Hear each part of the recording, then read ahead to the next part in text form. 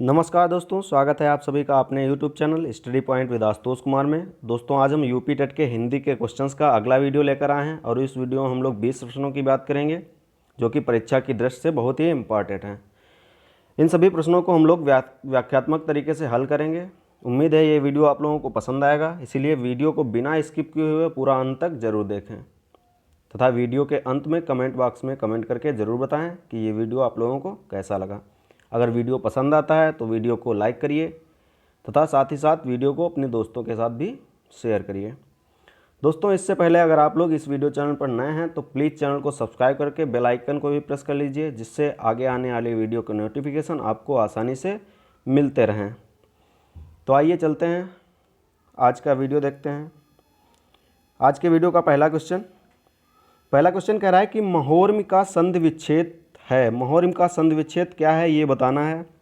Option A कह रहा है महत धन ऊर्म, ऑप्शन बी कह रहा है महाधन ऊर्म, ऑप्शन सी कह रहा है महाधन ऊर्म, ऑप्शन डी कह रहा है महत धन मर्म। तो इसका जो विच्छेद हो जाएगा वो हो जाएगा महाधन ऊर्म। कौन सा हो जाएगा? महाधन ऊर्म। ये इसका संधि विच्छेद सही हो जाएगा, मतलब इसका सी ऑप्शन जो है ये सही हो जाएगा।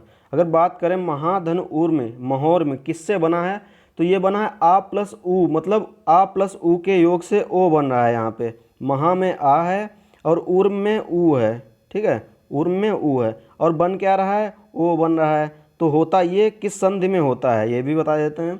ये होता है गुण संधि में। किस में होता है? गुण संधि में आ और ऊ का जब योग होता है तब ओ बन जाता है।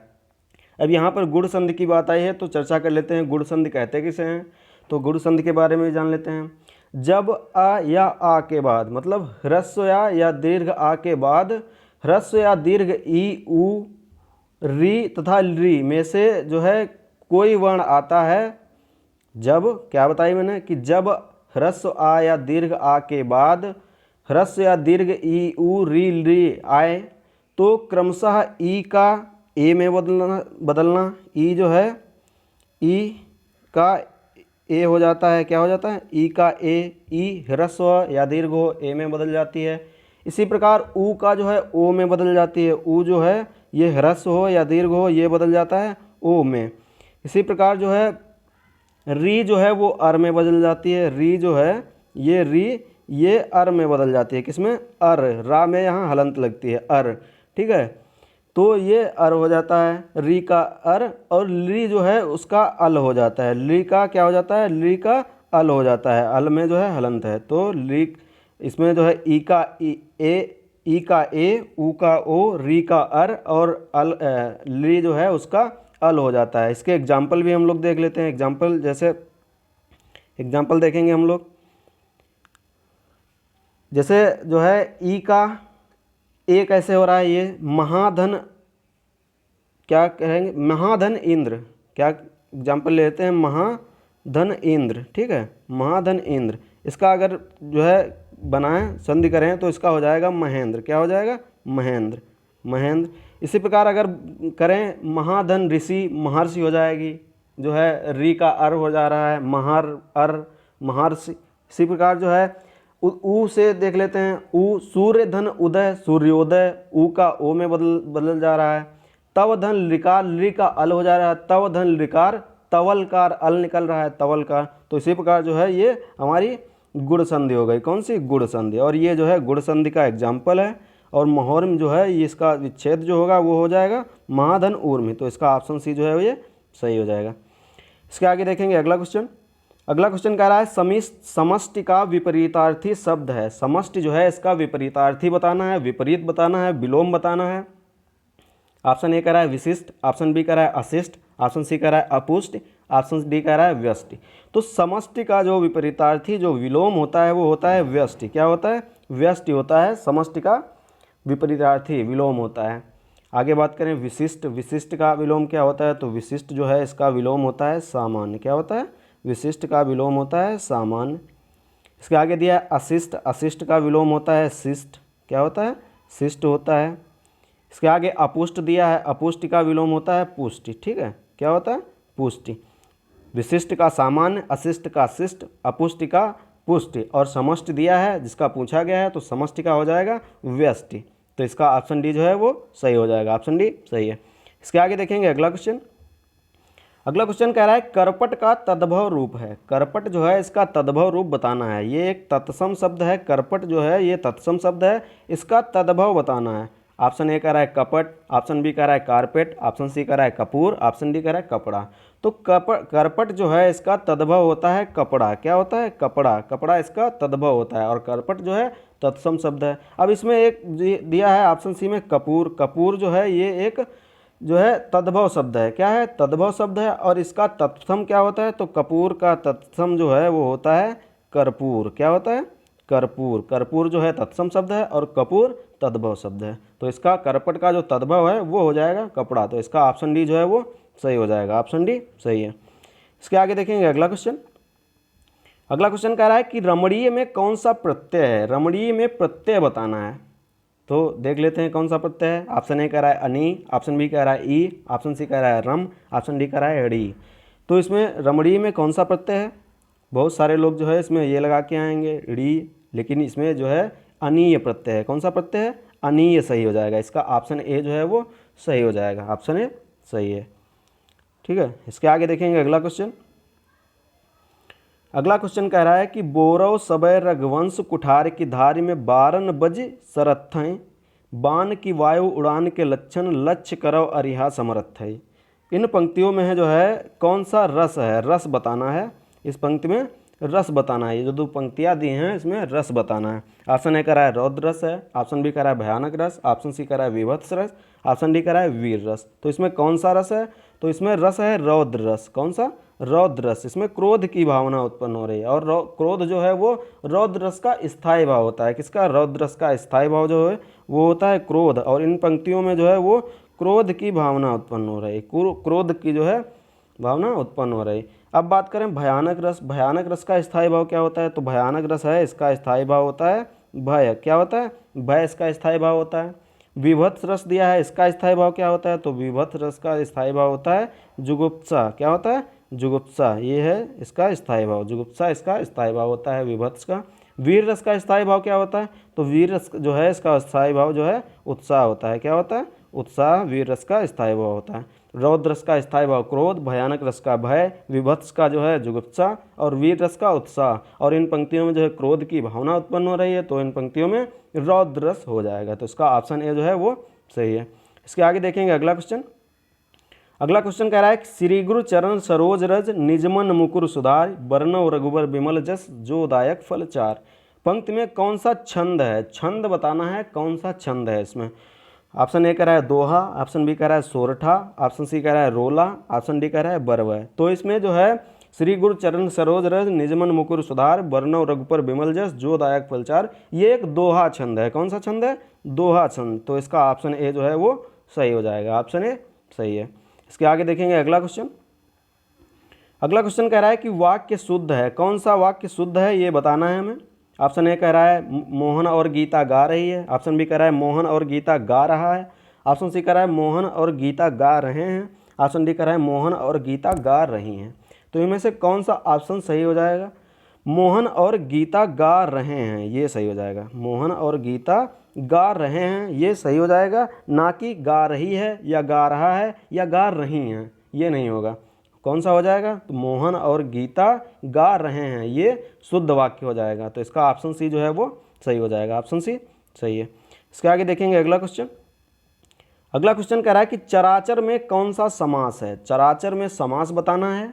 ऑप्शन ए कह रहा है तत्पुरुष समास, ऑप्शन बी कह रहा है द्वंद्व समास, ऑप्शन सी कह रहा है बहुव्रीहि समास, ऑप्शन डी कह रहा है कर्मधारय समास। तो कौन सा समास होगा यहाँ पर? चराचर में समास बताना है, समास कौन सा होगा? तो इसमें हो जाएगा द्वंद्व समास। कौन सा समास हो जाएगा? द्वंद्व समास। चराचर का जो है विग्रह करेंगे हम लोग तो निकल के आएगा चर और अचर।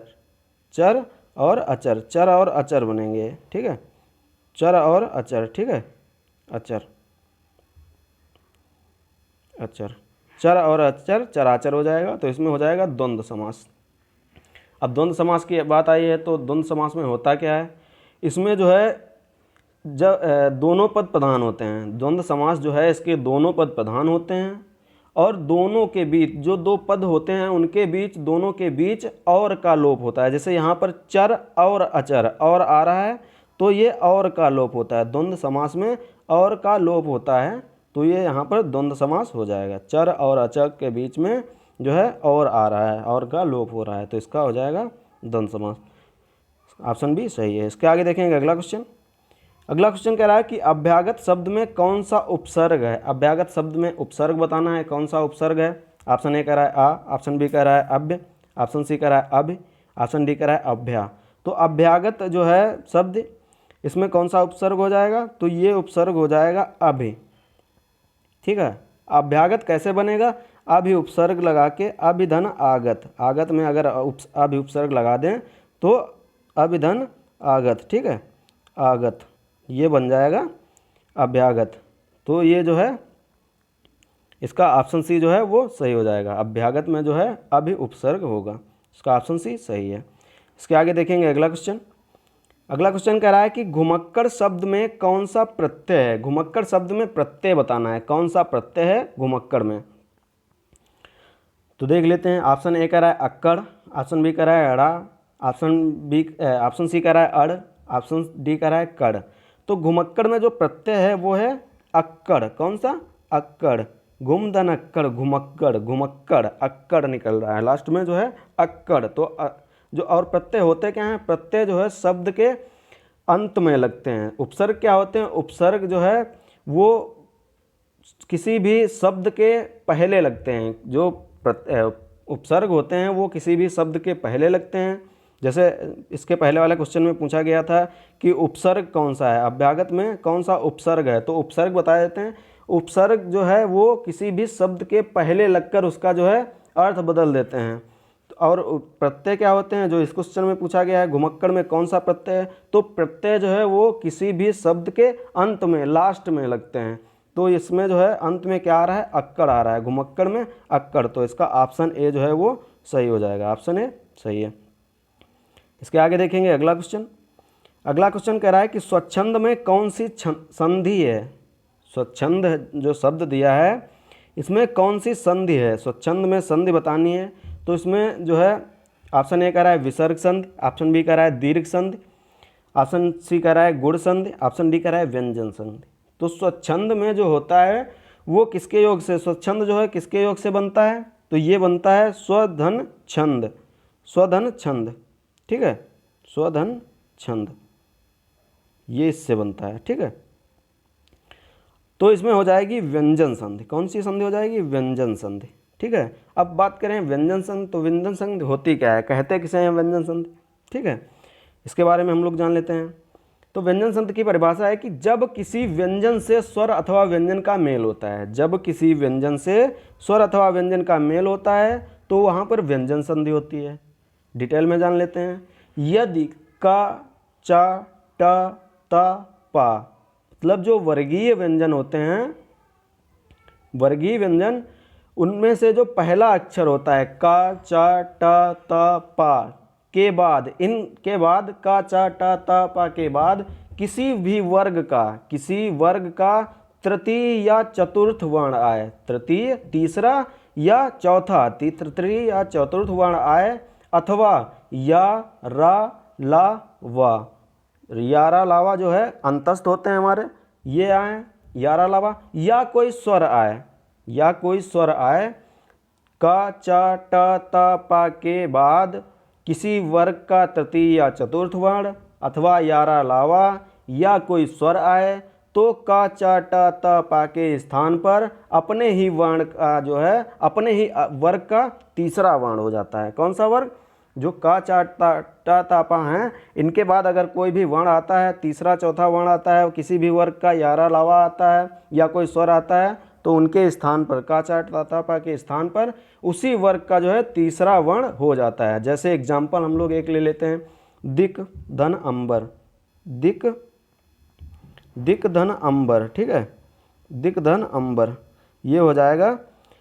दिक में का है, का आ रहा है, का वर्ग का है, और अंबर। अब हम बात करेंगे कि बात की थी हमने कि का, चा, टा, ता, पा के बाद यदि कोई स्वर आए, यारा लावा है या तृतीय या चतुर्थ वर्ण आए, तो इसमें स्वर आ रहा है आ, तो जो है ये का, चा, टा, पा के स्थान पे का है यहाँ पे, तो इसके स्थान पर इसी वर्ग का जो है तृतीय वर्ण हो जाएगा। तो का वर्ग का तृतीय वर्ण कौन हो जाएगा, का, खा, गा, गा जो है तृतीय हो जाएगा, तो इसका अगर बनाएंगे तो ये हो जाएगा दिगंबर।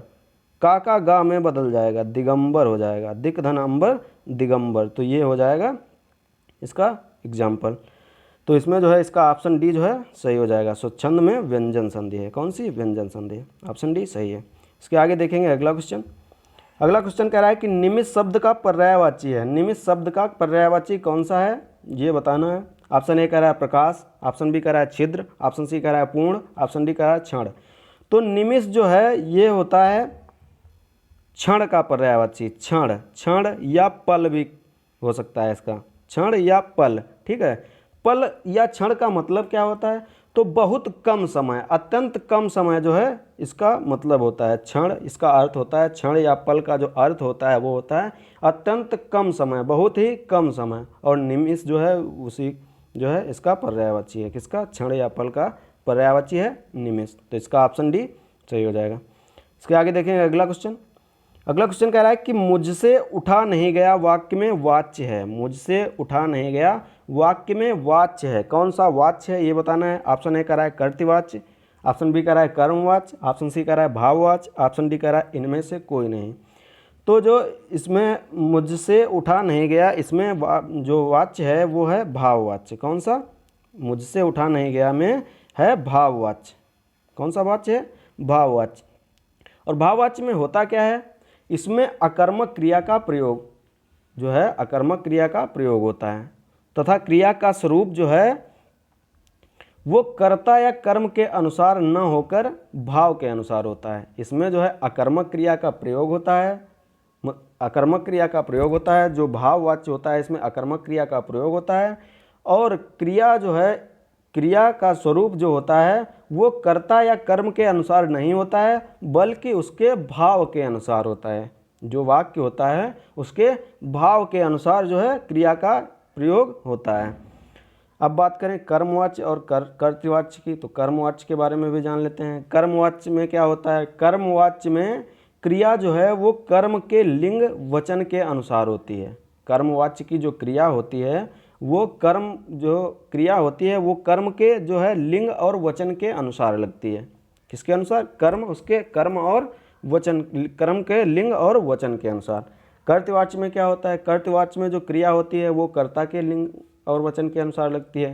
कर्तृवाच्य में कर्ता के लिंग, कर्ता के अनुसार, कर्मवाच्य में कर्म के अनुसार, जबकि भाववाच्य में क्या होता है वो उसके भाव के अनुसार होती है, कर्ता और कर्म के अनुसार नहीं होती है। और इसकी जो क्रिया होती है वो अकर्मक क्रिया होती है। भाववाच्य की क्रिया अकर्मक क्रिया होती है। तो इसमें मुझसे उठा नहीं गया ये इसमें भाववाच्य हो जाएगा। इसके आगे देखेंगे अगला क्वेश्चन। अगला क्वेश्चन कह रहा है कि जिसकी पूर्व से कोई आशा न हो के लिए एक शब्द है। जिसकी पूर्व से कोई आशा न हो उसके लिए एक शब्द बताना है। ऑप्शन ए कह रहा है प्रत्याशा, ऑप्शन बी कह रहा है अप्रत्याशित, ऑप्शन सी कह रहा है कि अपरिमेय, ऑप्शन डी कह रहा है अनाहूत। तो ये होता है अप्रत्याशित। क्या होता है? जिसकी पूर्व से कोई आशा न हो इसे कहते हैं अप्रत्याशित। अब ऑप्शन में दिए गए हैं प्रत्याशा, अपरिमेय, अनाहूत। तो ये क्या होते हैं इनके बारे में भी जान लेते हैं। तो प्रत्याशा होता है जिसकी आशा की गई हो, जिसकी कोई आशा हो, जिसकी आशा की गई हो उसे कहेंगे प्रत्याशा।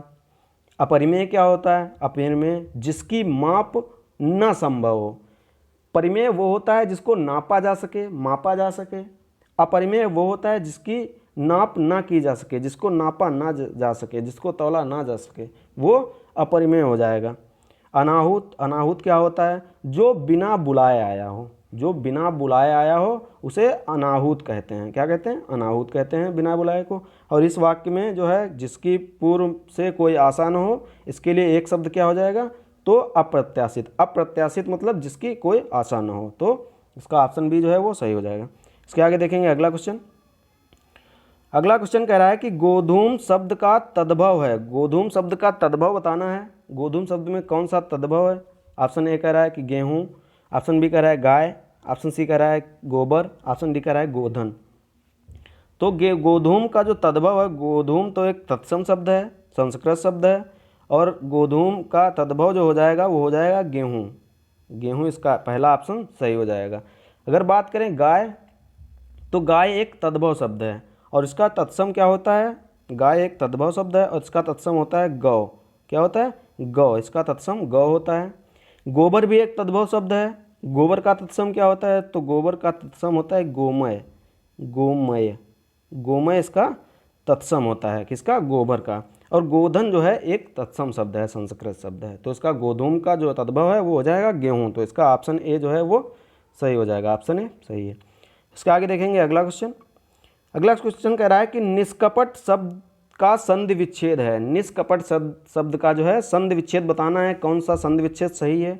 ऑप्शन ए कह रहा है निधन कपट, ऑप्शन बी कह रहा है निस्धन कपट, ऑप्शन सी कह रहा है निधन कपट, ऑप्शन डी कह रहा है निस्धन कपट। तो इसका कौन सा एग्जाम्पल जो है इसका कौन सा जो है ऑप्शन सही हो जाएगा? तो इसका ऑप्शन जो ए है वो सही हो जाएगा, निधन कपट। निधन कपट जो है ये इसका सही जो है आंसर हो जाएगा। और ये बना किससे है? तो ये बना है विसर्ग संधि से। किससे? निष्कपट निधन कपट। निष्कपट बनता है जो, वो बनता है विसर्ग संधि से। अब बात आई है यहाँ पर विसर्ग संधि की, तो इसके बारे में भी जान लेते हैं। विसर्ग संधि कहते किसे गए हैं? तो देखते हैं। विसर्ग के बाद किसी स्वर अथवा व्यंजन के आने से विसर्ग में जो परिवर्तन होता है, जब विसर्ग के बाद किसी स्वर अथवा व्यंजन के आने से विसर्ग में जो परिवर्तन होता है उसे हम लोग विसर्ग संधि कह देते हैं। क्या कह देते हैं? विसर्ग संधि। क्या है? एक बार फिर देखते हैं परिभाषा। जब विसर्ग के बाद किसी स्वर अथवा व्यंजन के आने से विसर्ग में कोई परिवर्तन होता है। परिवर्तन किसने में होगा? विसर्ग में परिवर्तन होगा। तो विसर्ग में जो परिवर्तन होता है उसे हम लोग, उससे विसर्ग संधि की पहचान होती है, उसे हम लोग विसर्ग संधि कहेंगे। और यहाँ पर विसर्ग का किस में बदल रहा है? तो विसर्ग का बदल रहा है सा में। सा में बदल रहा है। तो ये भी जान लेते हैं कि विसर्ग का सा में बदलता कहाँ पर है, ये भी जान लेते हैं। जब विसर्ग से पहले, जब जो विसर्ग है ये विसर्ग किस में लगी है? नी में विसर्ग लगी है। नी में, ना नी में विसर्ग लगी है। तो होता क्या है? जब विसर्ग से पहले ई ऊ, क्या है? ई और ऊ, विसर्ग से पहले ई आए या ऊ आए, ठीक है, ई या ऊ, तथा विसर्ग के बाद, और इसमें आ क्या रहा है? नी में ई आ रही है। नी में जो है ई आ रही है, इसमें ई आ रही है नी में, तो नी में ई आ रही है। और कहा क्या जाता है कि जब विसर्ग में, विसर्ग से पहले ई या ऊ तथा बाद में का खा टा ठा पा फा, मतलब पहला दूसरा वर्ण जो है आए, का खा टा ठा पा फा, ये वर्ण में से कोई भी वर्ण आए, का खा टा ठा पा फा में से कोई भी वर्ण आए तो जो विसर्ग है उसका सा हो जाता है।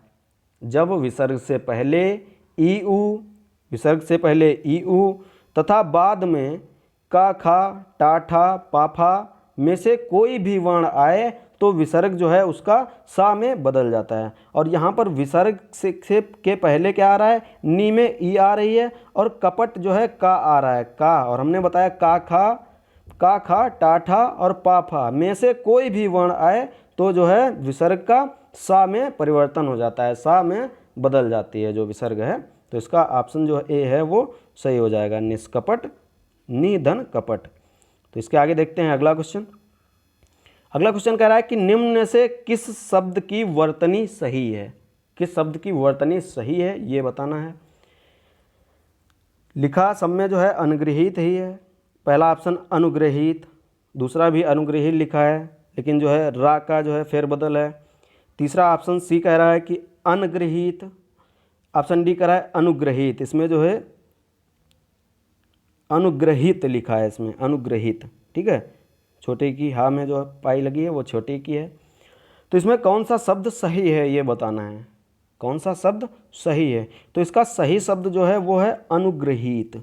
अनुग्रहित, गृह में नीचे रा लगती है गा में, री वाली, तो इसका ऑप्शन बी जो है अनुग्रहित ये सही हो जाएगा, ऑप्शन बी सही है। इसके आगे देखेंगे अगला क्वेश्चन। अगला क्वेश्चन कह रहा है कि अपेक्षा का विशेषण शब्द रूप है। अपेक्षा का विशेषण बताना है, कौन सा विशेषण जो है अपेक्षा का विशेषण शब्द रूप है। ऑप्शन ए कह रहा है सापेक्ष, ऑप्शन बी कह रहा है उपेक्षा, ऑप्शन सी कह रहा है निरपेक्ष, ऑप्शन डी कह रहा है अपेक्षित। तो कौन सा जो है विशेषण शब्द है अपेक्षा का ये बताना है। तो इसका ऑप्शन जो डी है वो सही हो जाएगा। कौन सा ऑप्शन? ऑप्शन डी, अपेक्षित। अपेक्षित जो है ये अपेक्षा का विशेषण शब्द है और ये जो अपेक्षित शब्द है ये अपेक्षा में इत प्रत्यय लगाकर बन रहा है। कैसे बन रहा है?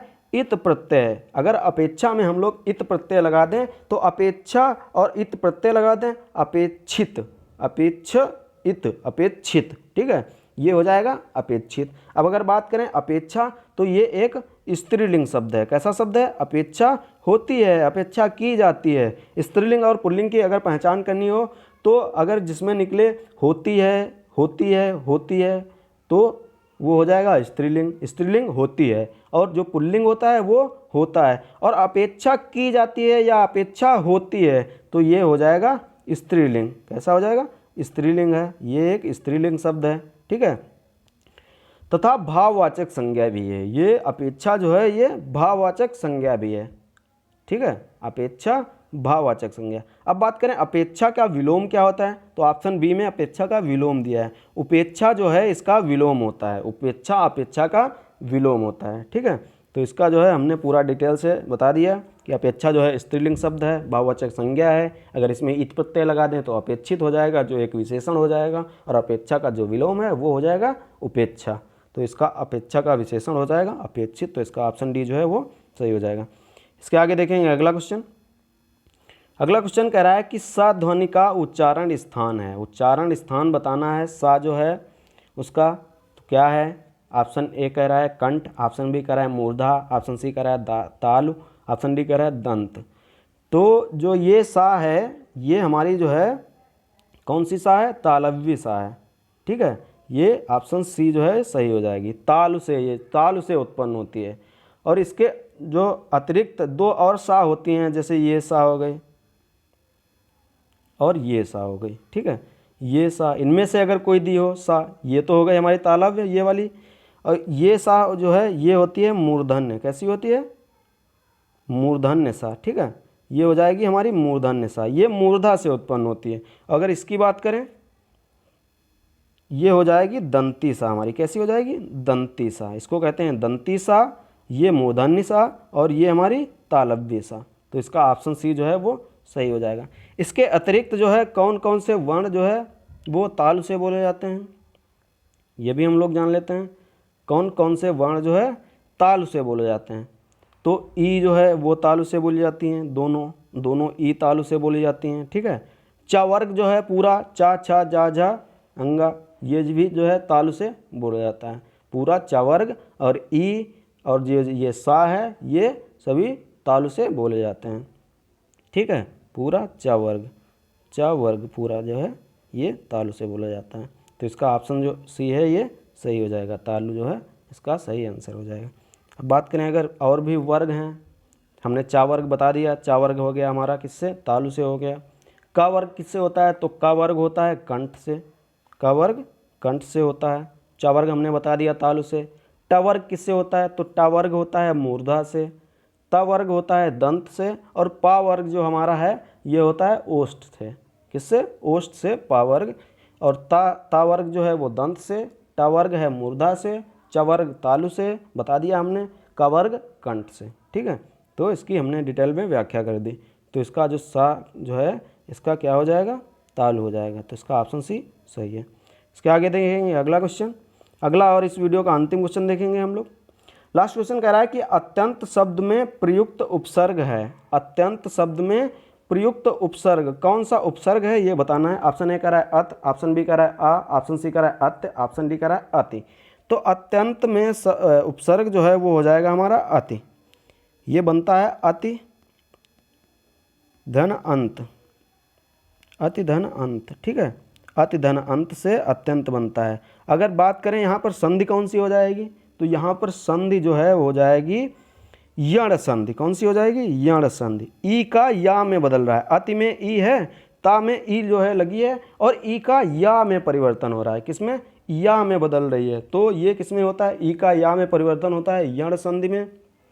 अब बात करेंगे यण संधि की बात आई है तो यहाँ पर इसकी भी चर्चा कर लेते हैं कि यण संधि कहते किसे पर है, कहाँ पर यण संधि होती है।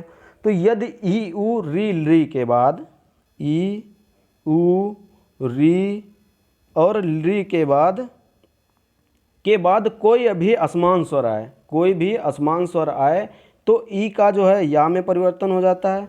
ई का या में, ऊ का वा में, री का रा में बदल जाता है और ली का जो है ला में बदल जाता है। ठीक है, यहाँ रा और ला में हलंत नहीं है। जैसे हमने गुण संधि में बताया था कि री का अर और ली का अल हो जाता है, वो यहाँ पे अर अल नहीं, बल्कि यहाँ पे जो है पूरा जो है रा होता है, पूरा ला होता है। ई का या, ऊ का वा, री का रा और ली का ला हो जाता है। तो ये हो जाएगी हमारी यण संधि। कौन सी हो जाएगी? यण संधि।